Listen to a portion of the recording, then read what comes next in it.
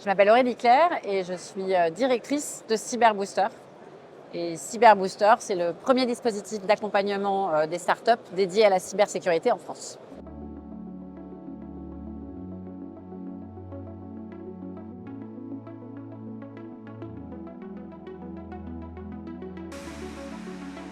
Alors la mission de Cyberbooster, c'est de faire émerger les futurs champions de la cyber en Europe. Et pour faire ça, on accompagne les entrepreneurs, ce qu'on appelle les entrepreneurs en early stage, c'est-à-dire au démarrage de leur aventure entrepreneuriale.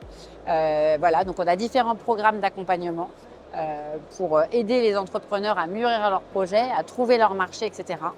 Et on fait ça avec une volonté de ne pas être hors sol et au contraire d'être très ancré dans l'écosystème, donc en réunissant autour de nous les différents acteurs de l'écosystème. Alors il y a les qualités de la cyber et il y a les qualités des entrepreneurs dans la cyber, donc c'est un petit peu la double exigence, j'allais dire. Je pense que la cyber, alors je vais parler de moi, ce sera plus simple, c'est encore la personne que je connais le mieux. Moi, ce qui m'a motivée à venir travailler dans la cyber, c'est de travailler pour le bien commun. Parce que je pense que travailler dans la cyber, c'est contribuer au bien commun et à cette notion de souveraineté. Pas de souveraineté forcément nationale, mais de souveraineté même individuelle, collective, des États, etc.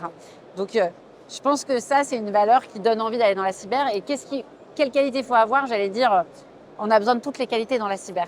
La cyber, ça ne se résume pas à des compétences techniques, bien au contraire.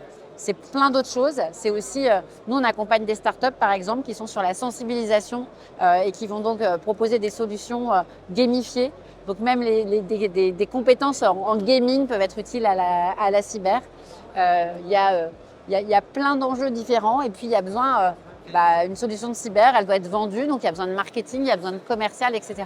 Donc la cyber, ça ne se limite absolument pas au métier de la tech.